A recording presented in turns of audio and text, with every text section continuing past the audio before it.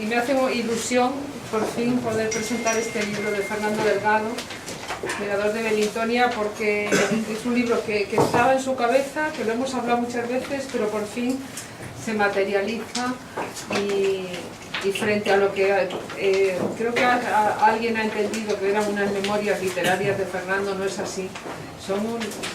Es unas memorias del exilio, pero a través de los personajes que él conoció, ¿no?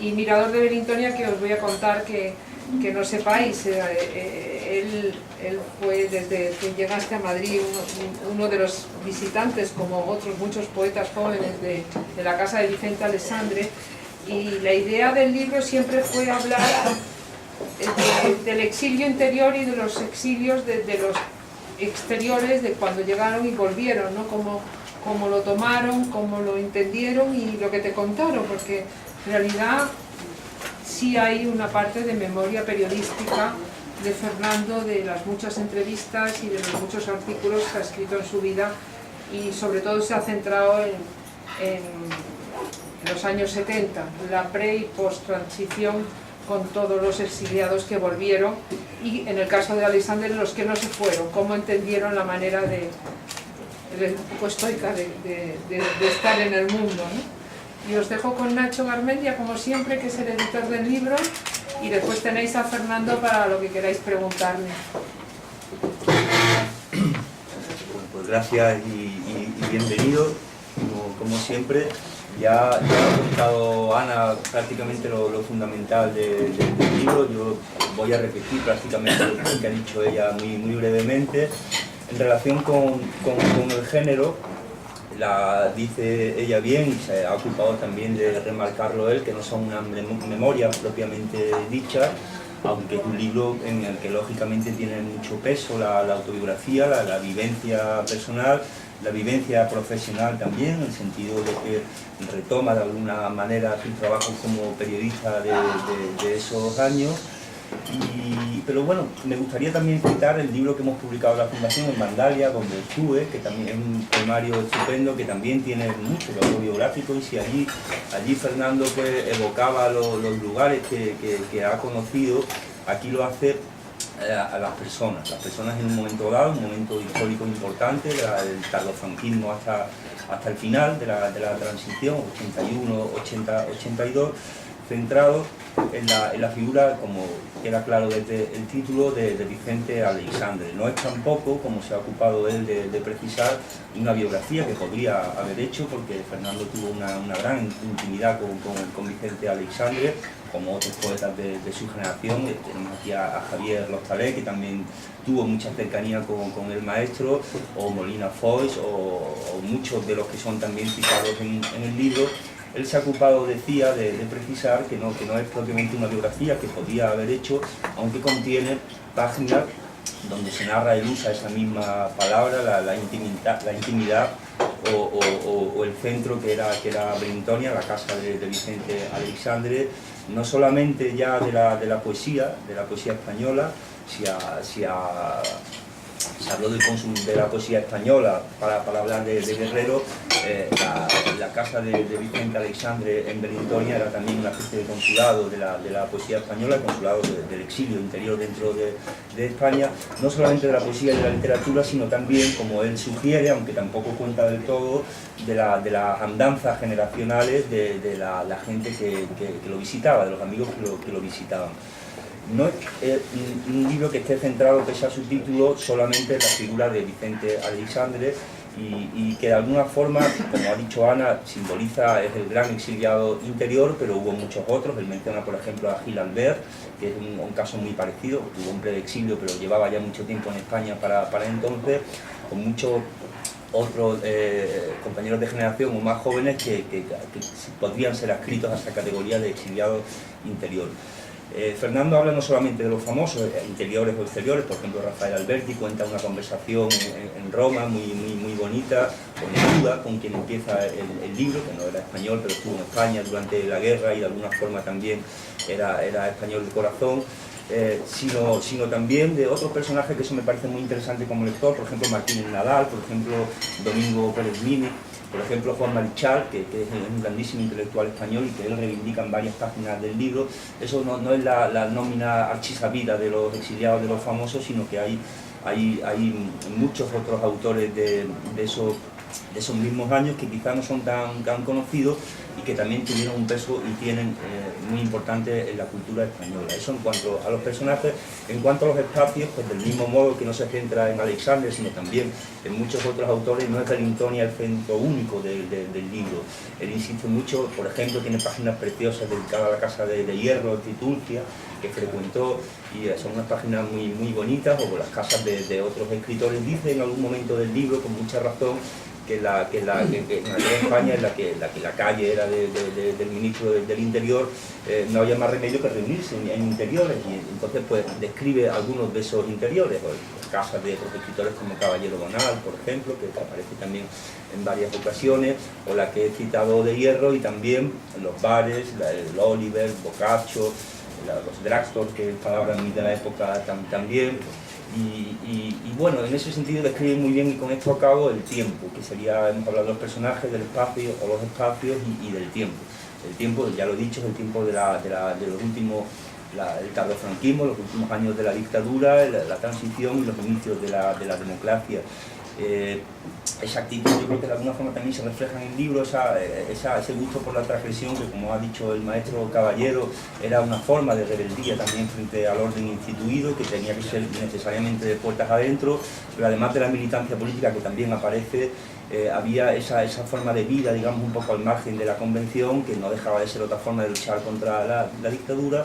Pero también hay una evolución, y hay un pasaje muy significativo, he avanzado el libro cuando habla de las reflexiones del entonces joven monarca en el Palacio Real, donde hay una especie de evolución, y eso también me parece importante, ¿no? Porque es un tiempo de cambio de tiempo, son los títulos de dos de los capítulos del libro. Se refleja muy bien esa evolución del país, que ahora, no hay más remedio que decirlo, está siendo cuestionada. Entonces quizá esa lectura, también quepa hacer esa lectura, aunque no está expresa en el libro, un tanto política, ¿no? Cómo son los exiliados del exterior, los exiliados del interior, la España de la resistencia, la España que había cambiado, y incluso el monarca, que era una figura contaminada de origen, como todo eso dio paso a un nuevo orden que ahora parece que está un poco en peligro y que creo que merece la pena reivindicar. Nada más, muchas gracias, Fernando, y enhorabuena. Gracias, Nacho. De verdad, muchas gracias. Gracias también por tu dedicación al libro, por el empeño que has puesto en este como en las otras publicaciones de la Fundación. Curiosamente, Ana ha hablado de un libro que no es una biografía propiamente dicha, pero que pudo haber sido una biografía, y es que curiosamente ella me encargó hace años, estando en otra editorial del mismo grupo, en Temas de Hoy, me encargó, insistió además bastante en la posibilidad de hacer una biografía de Vicente Aleixandre. Como veis, no tuve suerte. No, pero sobre todo, pero por una razón, ¿no?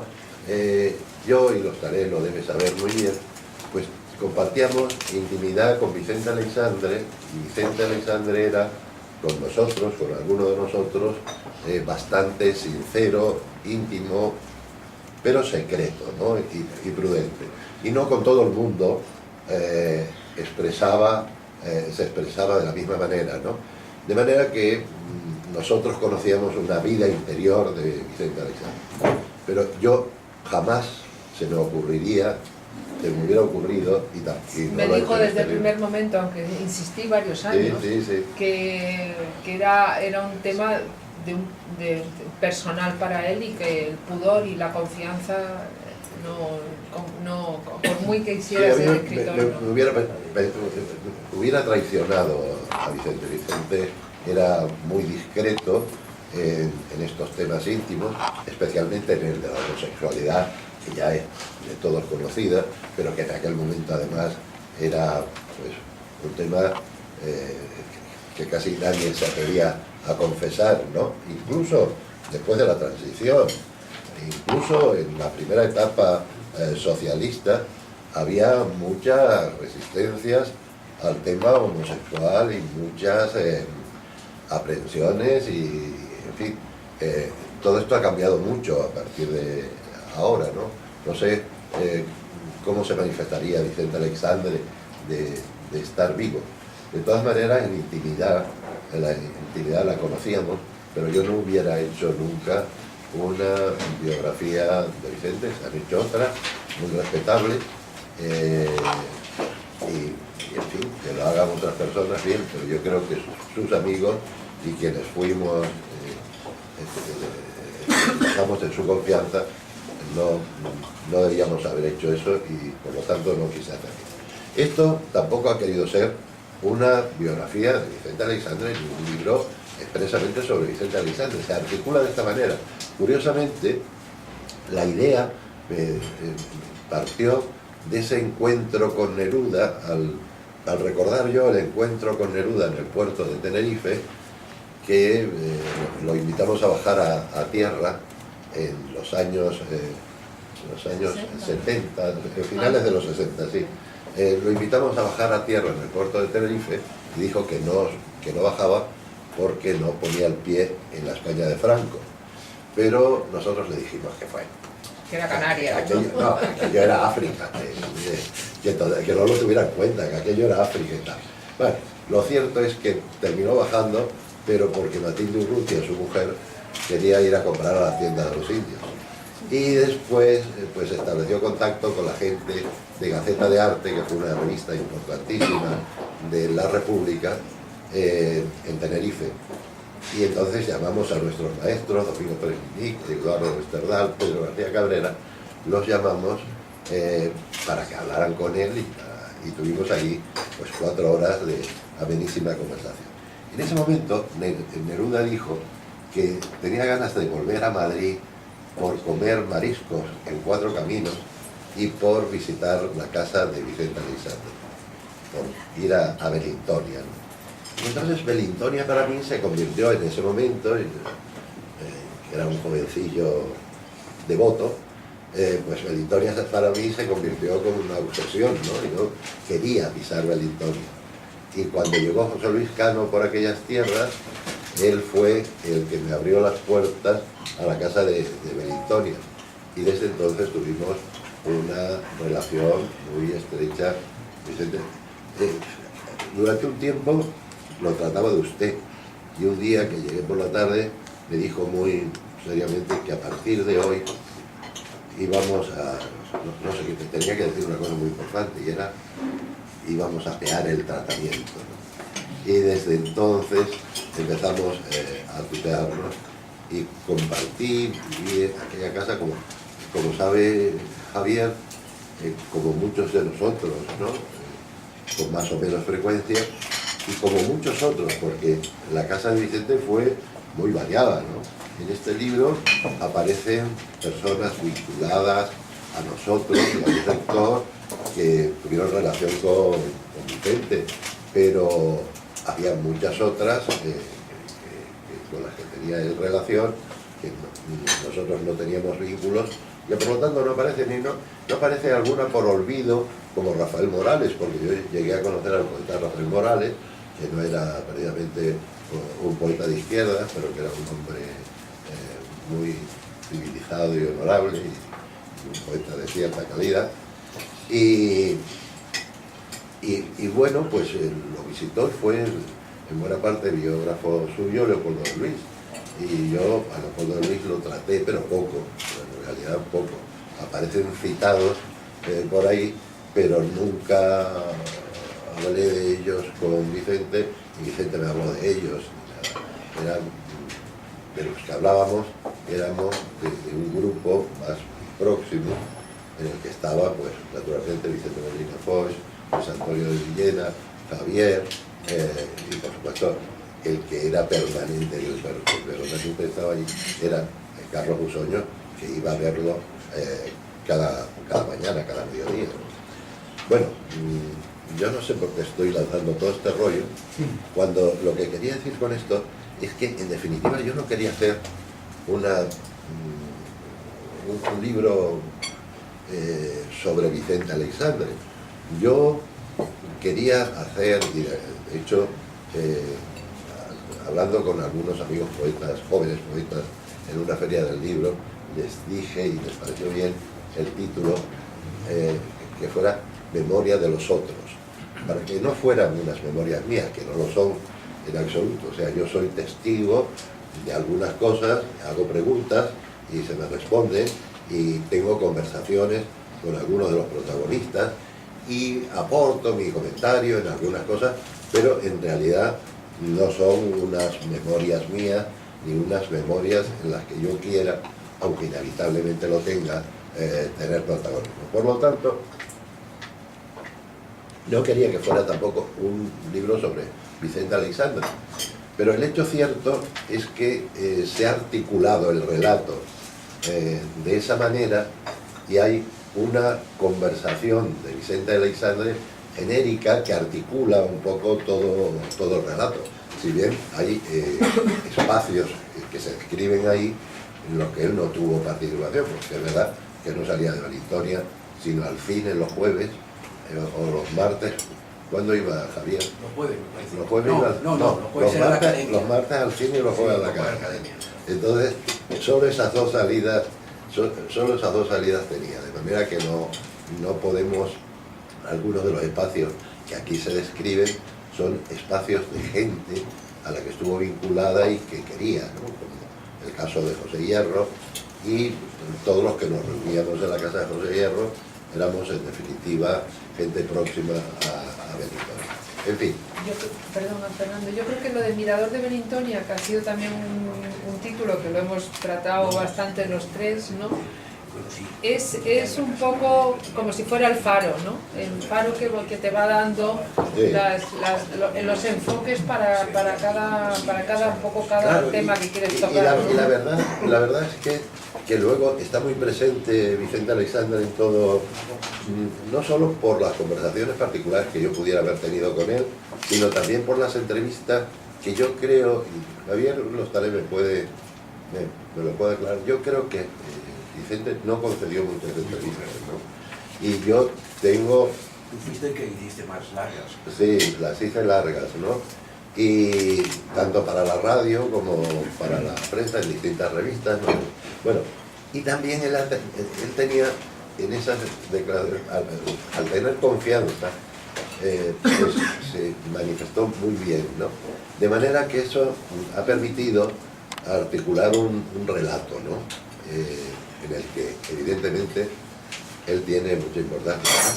Es curioso porque, claro, leer en el último tiempo, la última entrevista que le hice fue para El País, cuando tenía suplemento literario, no existía Babelia, ¿no?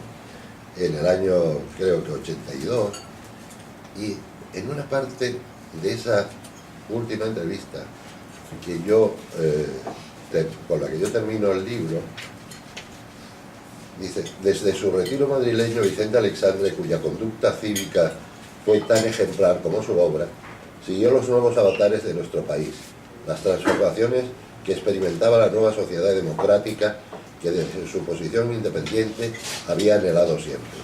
Me dijo entonces: yo mantengo la esperanza de que España tenga la suficiente vitalidad para defender su ser, emparejado siempre con la conquista de la libertad interior y la exterior, las dos siempre juntas. Yo he sufrido tantas vicisitudes que por eso tengo muy claro mis deseos para el presente y el futuro de España. Yo deseo para mi país que a la luz de esta libertad que vivimos y que tenemos en cierto modo comprometida, sea una luz abierta, clara, permanente y segura, de la que podamos disfrutar todos los españoles, sin zozobras, sin temores, y que esta luz sirva para construir una España de justicia y una España de bien para todos. En fin, este texto leído hoy, este texto leído hoy, Pues, ¿podéis preguntar? Fernando, para no perder el hilo de Nacho, de precisiones, plantearía dos precisiones. Una es el espíritu de la casa, y recalcas que es mirador, y lo recalca mucho, que es mirador de Belintonia, no sobre Belintonia. Eso con respecto al espacio. Con respecto al tiempo, precisar también por qué selección concreta de esas fechas, del 70 al 82. Bueno, mira, la elección de las fechas, por empezar con lo último, del 70 es porque es el momento en el que yo llego a Madrid y empiezo a ir a la casa de Vicente.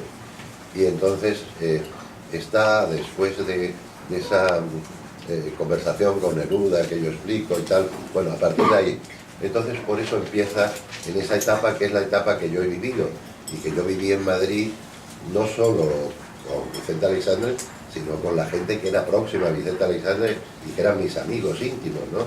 Como Carlos Busoño, Francisco Grines, éramos los amigos que salíamos todas las noches y que luego le contábamos a Vicente lo que nos convenía contar. Y lo que él pillaba y él contaba a veces y tal. Entonces empieza ahí y termina con una entrevista que le hago en El País después del premio Nobel. El pasado El Nobel fue en el 77. sí, Y pasados unos años, después acabado el dolor. ¿Qué año muere? ¿Qué año muere? 84. El 84, esto es en el 82, la entrevista es en el 82, él habla ya del futuro de España y tal, y del dolor que ha sufrido desde el premio Nobel, ¿no? Porque el dolor que sufrió fue muy terrible, ¿no? ¿Qué es lo que tenía? Un herpes zóster que fue terrible y fue para él una... Y todo esto provocado por los nervios, porque fíjate la tranquilidad que él tenía, el sosiego, el paraíso que era aquello, de repente le inundan la casa con la historia del premio Nobel y ahí tiene la enfermedad y sufre una barbaridad, de manera que para él luego el premio Nobel fue un motivo de sufrimiento inmenso, ¿no? Que agradece por lo que tiene que ver con la difusión de su obra y la traslación al mundo, ¿no? Pero que sufre mucho, ¿no?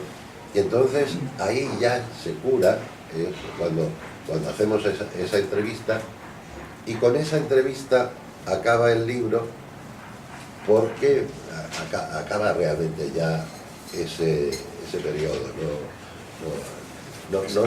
¿Es antes de la victoria de Felipe González? Es justo, sí, antes de la victoria de Felipe González, sí. Porque después, fíjate, estamos en el entierro de Vicente y ya va Javier Solana como ministro de Cultura y no sé qué tal, incluso el propio Felipe González fue al entierro. Pero antes había ido los reyes visitaron la casa, pero fíjate, los reyes cuando visitaron la casa en el premio Nobel, cuando le conceden el premio Nobel, todavía no se habían producido las elecciones democráticas, me parece, porque sí se habían producido, sí. Porque el Nobel se entrega en otoño. Y fue justo en el otoño del 77 sí. cuando los reyes van a visitarle, porque él de hecho no fue a recoger el premio, ni se podía mover, y los reyes van a visitarle. Los reyes estuvieron muy bien. Porque él ya le había propuesto el premio Nobel antes, él tenía que pasar con Franco y que tuviera que ir a... Hay quien rumorea que incluso en el 75, yo lo he leído en algún sitio, estuvo a punto, la Academia Sueca iba a dar el premio. Estuvo a punto, pero se produjo... Pero coincidió con la muerte de Franco, la situación era muy inestable. No, los asesinatos. Los fusilamientos de ETA. Y entonces no quería que en la España de Franco se le tomase como que era un premio a alguien que vivía en España de Franco, pero inmediatamente después, en el 77, además, en este caso coincidiendo escandinavamente, digamos, con la cuestión de que se habían producido las elecciones en España, y era un poco como el premio también al 27, en esa figura del exilio interior. Sí, aunque, fíjate, en eso veo yo, siempre hay que tener mucho cuidado cuando se le da el premio a alguien, ¿sabes? Porque después repartir los grupos, hubo un poco esa tentación de decir que se le daba a Vicente Aleixandre a la generación del 27, ¿sabes? Pero bueno, lo que te quiero, a ver, ¿El tiempo? Lo de la visita de los reyes, estabas comentando. La visita, y la calle, cuando cambiaron el nombre de Vicente Aleixandre, él no sale. Entonces, era José Luis Álvarez, me parece, el alcalde de UCD, nombrado, pero todavía no democráticamente, ¿no? Y él tenía buena relación con el alcalde, lo conocía y le parecía una persona, y con mucha diferencia le dijo que lo sentía, pero que él, como no era un alcalde democrático, el ayuntamiento todavía no, pues que no iba a salir pero cotilleó por detrás de la cortinilla y se puso a ver cómo inauguraban descubrían la lápida esa, ¿no? Y en fin, ya por eso yo creo que acaba en ese momento el libro, que no quiere ser una biografía de Alexandre porque no lo es, porque no lo es, porque yo no la hubiera podido hacer y no la hubiera querido hacer nunca, en ningún caso. No es un libro tampoco sobre Alexandre, aunque Alexandre tiene un papel tan determinante en los exilios de aquí y de allá y en el espacio de encuentro que eso suponía, que es la figura que articula el libro, pero no es una biografía de Vicente Alexandre, y además, como ya he dicho, me alegro mucho de no haberla hecho Fernando, si de no es Belintonia. Perdón, ¿qué? De Belintonia. El espacio, la casa de Vicente fue un espacio de encuentro de todos, pero no solo de todos, de los poetas extranjeros. O sea, que yo he entrado a aquella casa y he visto salir a Montale, o venían los poetas portugueses, o venía, quiero decir, por la casa... Andrade, por ejemplo. Andrade, sí, Andrade venía bastantes veces, porque yo tenía ganas de ver a Andrade, pero nunca lo conseguí. Entonces, quiero decirte que aquello era un espacio de encuentro grande, ¿no? Y que él, fíjate, a pesar de la enfermedad, pues yo creo que disfrutó lo que pudo de ese espacio de encuentros que supuso aquella casa. Y es que cuando lo estaba diciendo, titulando un poco, porque disfrutó lo que pudo, la verdad es que sufrió mucho. Entonces yo no sé qué es lo que llegó verdaderamente a disfrutar. Lo que tenía un sentido de la amistad y una capacidad para el cariño y para el afecto y para la tolerancia, ¿no? Porque además tuvo amigos muy diversos, ¿no? Pues antes he citado a Rafael Morales, que era un poeta, si se quiere, de derechas, ¿no? Y había otros, y luego de repente Gil de Viedma venía y ponía a parir a otros que venían de otro lado, pero él ejercía la tolerancia de unos con otros y conseguía que aquello fuera una casa abierta y un espacio de encuentro, aunque el espacio de encuentro no era nunca de grandes reuniones, allí Javier siempre le gustaba la intimidad, 2 o 3 personas mirándose a la cara, sí. Exacto, mirándose a los ojos. Exacto. Fernando, que has dicho varias veces que este libro no es una biografía sobre Alexandre, ni es un libro sobre Alexandre. Me gustaría saber qué tipo de libro es entonces, si no es una biografía, bueno, si no es un libro sobre... No, es un libro ¿Cuál es el espíritu que tiene? Sí, los valores del exilio. O sea, es un libro sobre el exilio español en buena parte. Entonces, el exilio español visto desde el exilio interior, que encarna fundamentalmente la figura de Vicente Alexandre, que los coordina a todos, pero ahí está el exilio contado por Ayala, ahí está el exilio contado por Aranguren, ahí está el exilio muy contado por Juan Marichal, ahí está el exilio contado por Rafael Martínez Nadal, ahí está el exilio contado por Giner de los Ríos, de manera que estamos hablando siempre del exilio, constantemente del exilio. Y luego del exilio interior, lo que yo llamo un poco los alrededores de Belintonia, que podía ser cuando nos encontrábamos en Boccaccio, en Oliver, pero estas son unas cuantas frivolidades que también me permito, pues también en las casas de Nieva, de Hierro, de Busogno y tal, fundamentalmente, ¿no? Pero que son los alrededores, digamos, de Belintonia. Está Belintonia y los alrededores de Belintonia. Pero fundamentalmente yo quería hacer un libro sobre el exilio, con gente del exilio. Y creo que eso de alguna manera está ahí, ¿no? Ahora me parece que va a ser inevitable que parezca un libro sobre Vicente Aleixandre. Y me fastidiaría que alguien pensara que yo he intentado hacer la biografía que no se ha hecho, o cosas por el estilo, porque no lo he intentado y lo voy a intentar, y era mi objetivo. Está insistiendo con este aspecto. Bueno, antes que según comentaba usted una anécdota, me he acordado, las bajadas de Neruda del barco podían ser como las de las vedetes, porque recuerdo que en ese mismo viaje, que iba en un barco por todo el Mediterráneo y luego llegaría a las Canarias de regreso a las Américas, Tusquet cuenta en su libro de memorias, también muy divertido, que en Barcelona también hizo una falsa bajada, que fue real, porque hay fotos de ella con su marido y algún escritor barcelonés. Pues en Barcelona también bajó. Y en Tenerife también, bueno, pues sí, pero se resistía porque eran puertos de mar, y además en Barcelona creo que se reencontró con algún viejo amigo de los años antiguos, etc. Pero bueno, eso era una anécdota. Claro, no, pero sí. Los extensos como vedete de Pablo Neruda. Es verdad.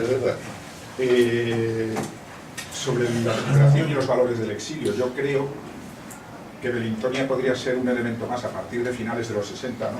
En comienzos de los 70, justo este periodo que recoge. Hay como 2 o 3 fenómenos culturales.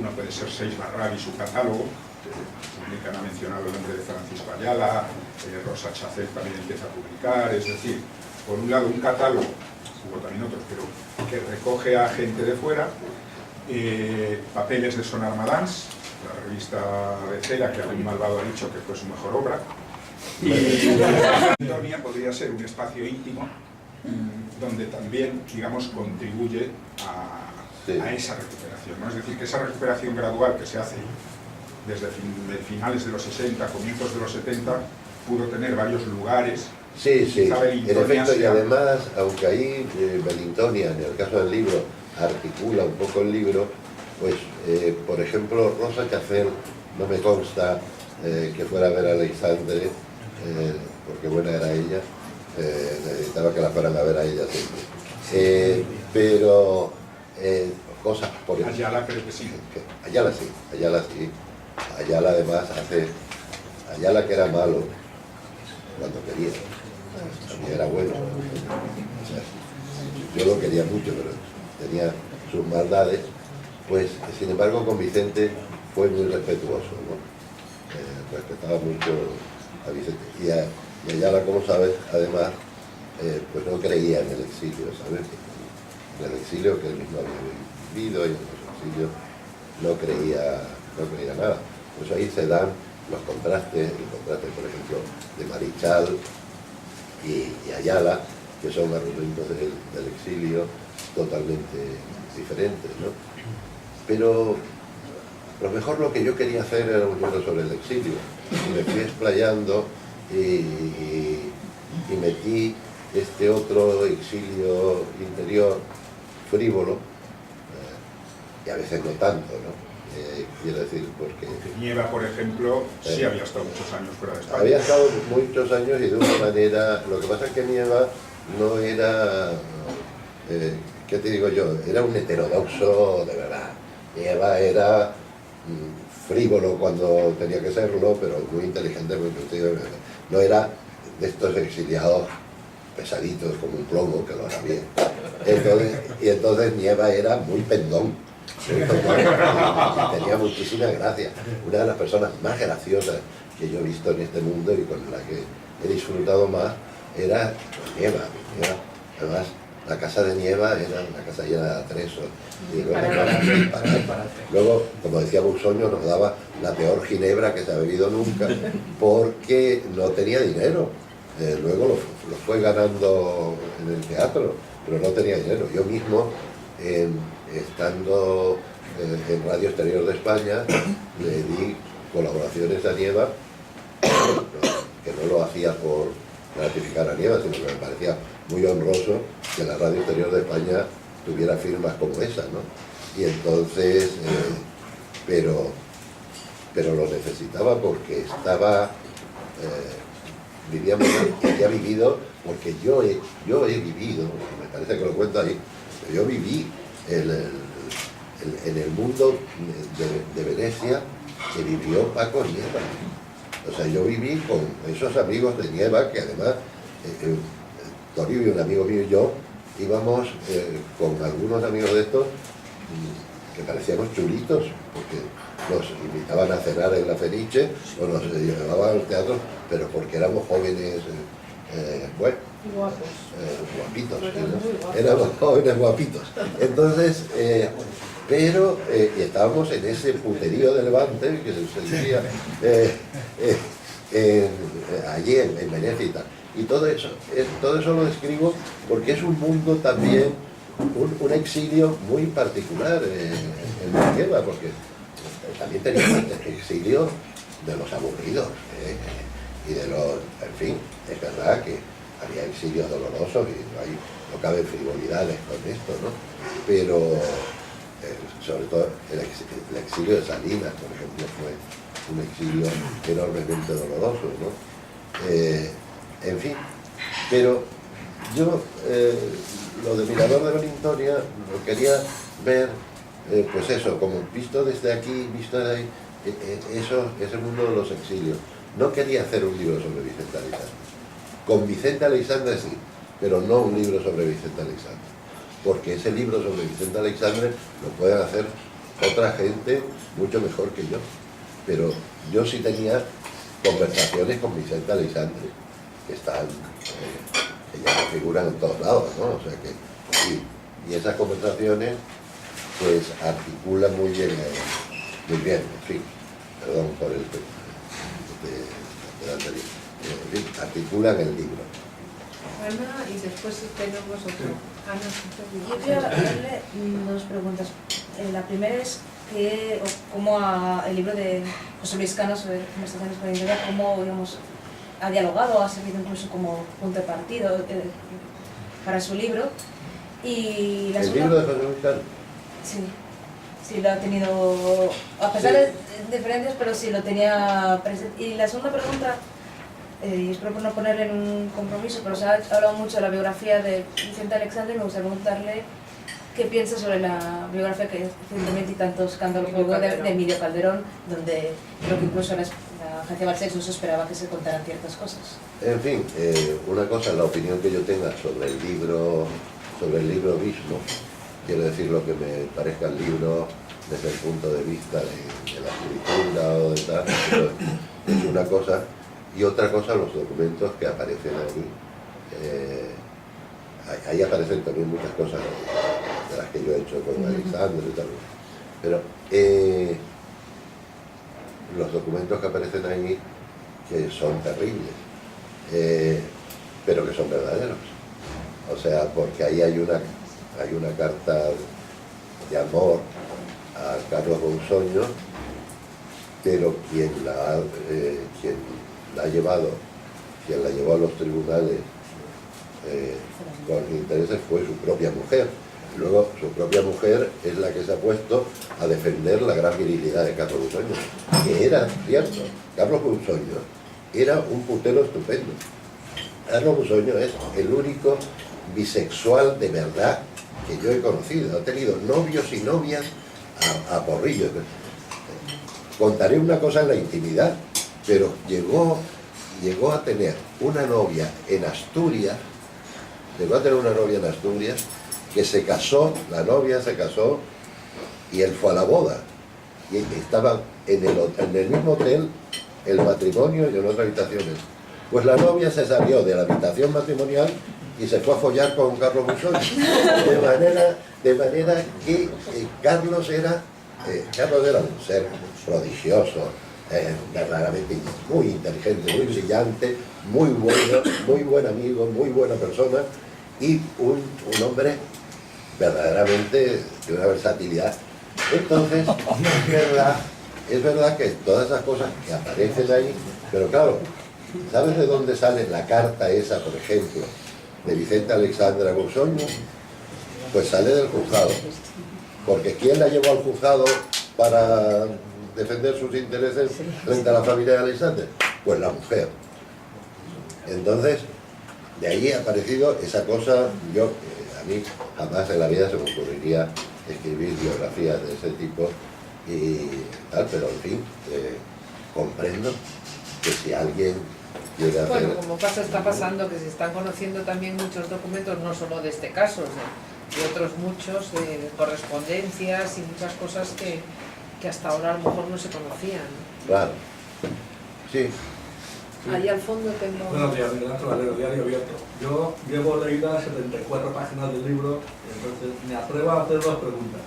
Una, ¿cuánto se ha perdido literariamente en España por este siglo interior? Y luego, ahora que alguien está interpretando la intervención de Cataluña como el golpe definitivo al régimen de la transición, ¿hace falta otro Belintonia en España? ¿Otro rincón de tolerancia como ese? Bueno, mira, hay dos preguntas, ¿no? La primera, perdona, que decías... ¿Cuánto literariamente se ha perdido por culpa de ese siglo interior? No, yo creo que no se ha perdido literariamente, yo creo que este país tiene una literatura muy rica, hay escritores magníficos en el interior y en el exterior, lo fueron en uno y otro exilio y luego los hemos tenido después de los exilios, hemos tenido escritores extraordinarios y los sigue habiendo hoy, de manera que en fin, la guerra fue lo que fue, la gente tuvo que escribir donde tuvo que escribir.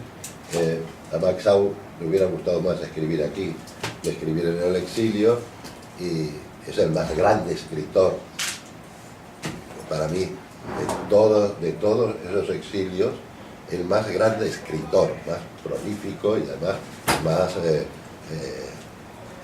versátil, ¿no? Y yo creo que injustamente tratado, por ejemplo, de manera que yo creo de todos modos que tenemos muy buena literatura. Ahora, en cuanto al momento actual, no se puede comparar los momentos de la guerra civil y de aquel drama y el exilio y lo que eso supuso con este escaparate de la imbecilidad, porque esta es una revolución de la idiotez, así como hemos vivido momentos de gran agresividad y naturalmente la gente de un modo asesino incluso llegaba a presentar sus ideas, pues era eso terrible, ¿no? Pero ahora creo que desde la imbecilidad más absoluta, desde la carencia de reflexión intelectual y tal, estamos asistiendo a un espacio de idiotez nacional muy importante. Entonces, aquí no hay pensamiento y solo hay una situación de locura que yo ya no me atrevo a calibrar ni a situar. Ya no sé si me interesan las dependencias o las independencias, ni las banderas, ni si tienen sentido las banderas o no lo tienen. En fin, he decidido en lo personal prescindir de todo eso. Yo te pregunto dos cosas. Veo que en el libro hay un poeta clave que es Rimbaud, que es el poeta de todos los siglos, que para todas las generaciones.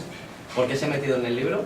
Y luego, ¿se lo recomendaríais este libro a las nuevas generaciones de poetas que no conocen este lado del exilio, que siempre ellos hacen nota ficción a la buena hora de sus poemas? ¿Se lo recomendarías? Hombre, mira, nuestra juventud trató de repasar el pasado y de vivir las experiencias literarias del pasado que habíamos vivido, ¿no? Y yo creo que siempre es recomendable atender a la tradición en lo que la tradición pueda tener de positivo, ¿no? La tradición bobona no, pero en lo que la tradición pueda tener de positivo.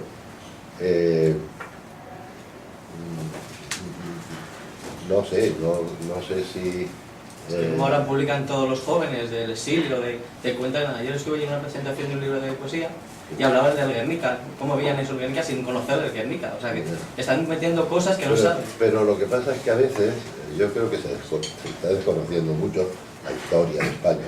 Eso es verdad, que está muy desconocida la historia de España.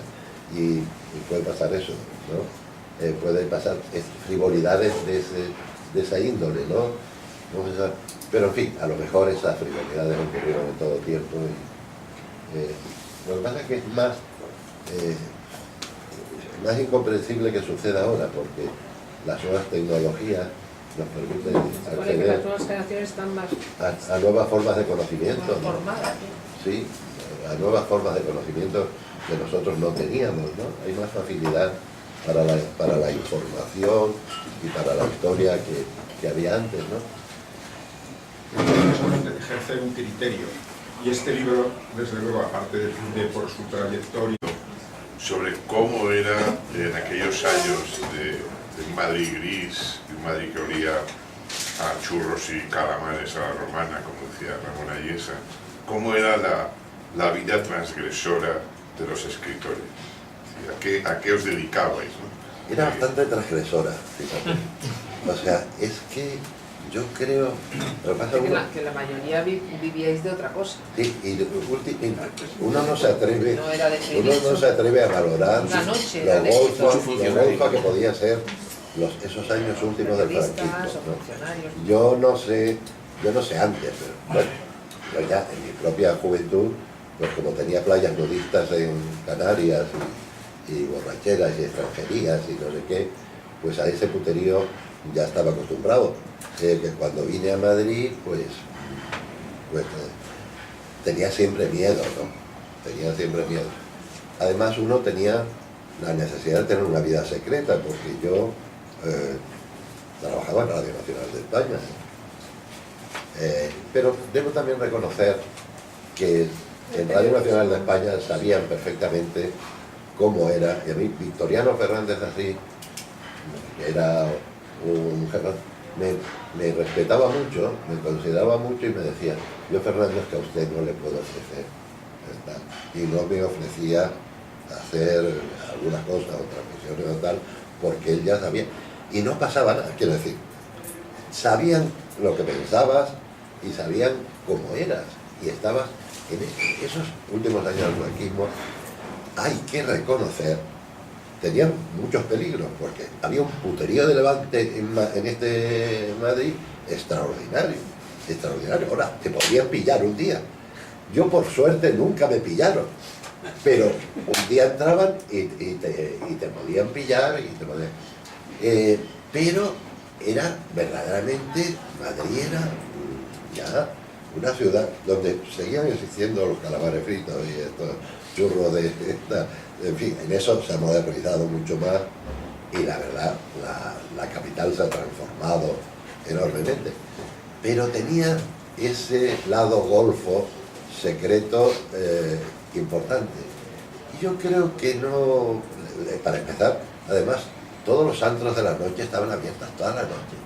Y esto de cerrar las cosas a las 2 de la mañana aquí, y tal, estas formalidades de ahora, claro, y ya no sale la gente en fin de semana y tal, es gente de orden, gente tal, y a mí yo lo valoro mucho, porque a mi edad me viene muy bien que todo sea así, pero nosotros éramos unos pendones desorejados que estabas a las 9 de la mañana trabajando seriamente, pero mientras podía pasar todo lo que tú quisieras, y además podías llegar al Oliver, por ejemplo, o al Boccaccio, no sé qué, y terminar en una casa con una juerga, con unos hermanos de Antonio Gades y unos no sé qué, y no se sabe lo que pasa. Quiero decirte que era un mundo bastante, a lo mejor existe ahora también, pero claro, no tiene tanto mérito. En la dictadura sí que tenía mérito. Y yo estoy yéndome demasiado de la lengua. Estamos aquí hablando de literatura, de Vicente Aleixandre. Estamos con cafés. A ver qué haces, pues con unas presentaciones por la tarde. Solo una cosa, en los años que hay aquí, 70-82, ya hemos visto claramente lo que enmarcan. Pero yo quisiera saber si también, de la mucha gente que se nombra aquí, tanto de siglo interior como exterior, ¿también fueron años fructíferos en cuanto a la creación literaria? Yo creo que sí, creo que lo fueron muchos, ¿no? Lo fueron muchos, sobre todo nuestros exiliados de fuera, muchos. Y exiliados como Vicente Aleixandre, porque hubo gente que realmente sí se mantuvo más secreto, más marginada, con más limitaciones y tal. Pero los buenos no. Y bueno, y la censura fue cambiando también, quiero decir, estamos hablando de los años 70, ¿no? A partir de los años 70 la censura fue cambiando de manera que a veces te daban permiso para publicar una cosa, pero te decían que cuidado por si lo hacían desaparecer, ¿no? Siempre estabas bajo vigilancia, o sea, había una libertad vigilada. Parece mentira, creativamente pero sí, parece sería... mentira que tenga que decir esto yo, o que lo diga yo, pero creo, en fin, la dictadura siempre está sometido, tal, pero había una serie de ganas de despiste, no pasaba nada, quiero decir. La movida madrileña empieza antes de la movida madrileña, quiero decir, ya había un Madrid bastante iconoclasta.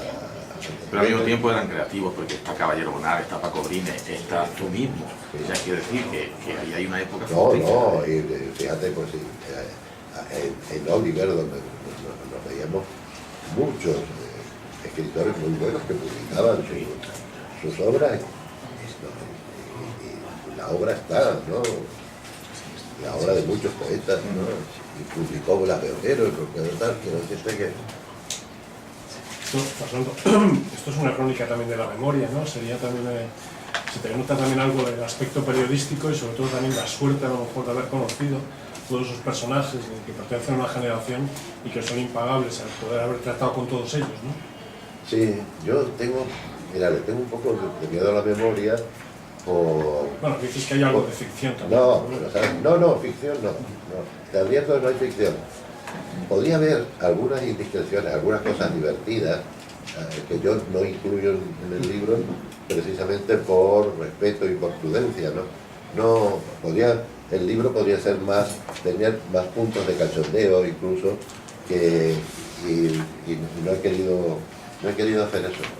Lo que pasa es que, claro, yo voy a cumplir 70 años y no me doy cuenta de que los voy a cumplir.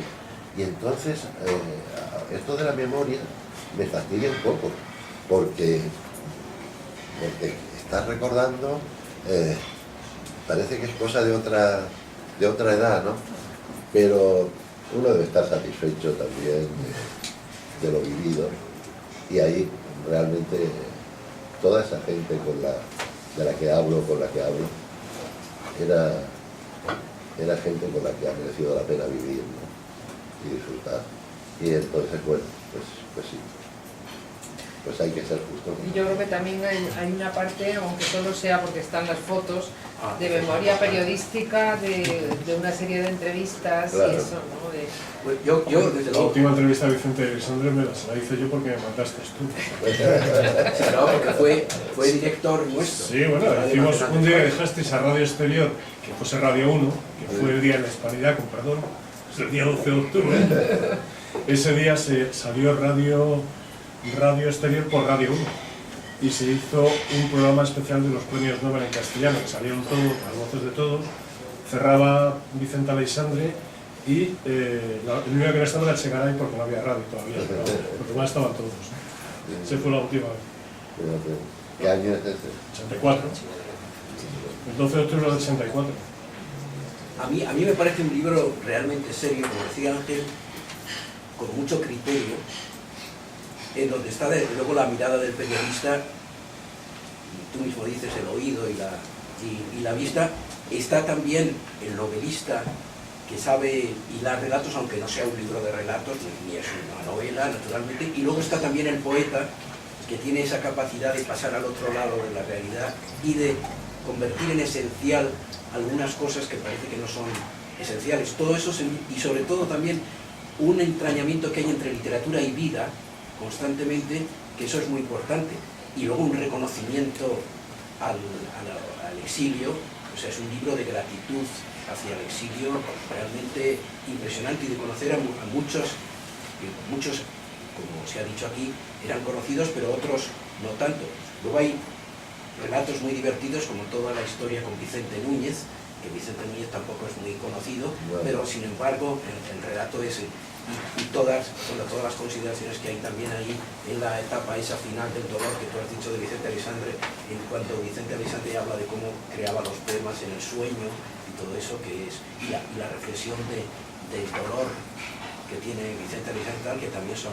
Yo creo que este libro debería, no sé si debería estar en los institutos, porque además es una invitación a la lectura y al conocimiento yo creo de la literatura española desde el 27, aunque luego esté centrado en esa época, pero desde el 27 hasta nuestros días. Yo creo que a mí me parece un libro muy riguroso y además donde hay todas esas miradas de una persona como tú, que reúne el ser novelista, el ser poeta y tal, y me parece estupendo también que al final figure el poema ese dedicado a Vicente Aleixandre, que estaba ya en el libro anterior donde estuve, que se publicó ahí también en pantalla, pero que me parece que también está muy bien y que dice mucho de ese libro. Pues gracias, Javier, como vas a tener que presentar el libro. Ya lo tiene hecho.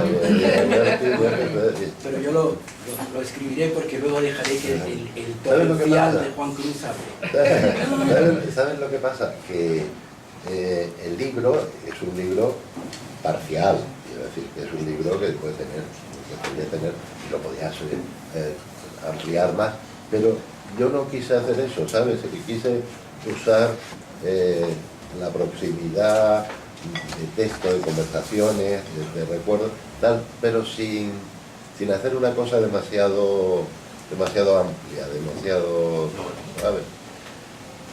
Sí, además, como veréis, los capítulos son cortos, es decir, que son flashes también de un poco de su memoria. Y esta es la casa real, que costó hacer la foto, pero se consiguió. Y costó hacer la foto porque la casa está muy bien. Está hecha a través de la verja. Me llamó mucho la atención, y se lo comenté a Pureza Canelo, la entrevista que le hiciste a Gerardo Diego, en donde realmente que había hecho muchas gestiones para liberar a Miguel Hernández. Eso lo cuenta Vicente. Sí, pues yo eso no lo... Y lo contaba él. Yo creo que además lo que viene en el libro son declaraciones de Vicente sobre eso, sobre Gerardo, a quien quería profundamente, además por todo eso. No, Vicente era un hombre muy tolerante, muy abierto, que sabía, que respetaba también a gente que pensaba de otra manera, ¿no?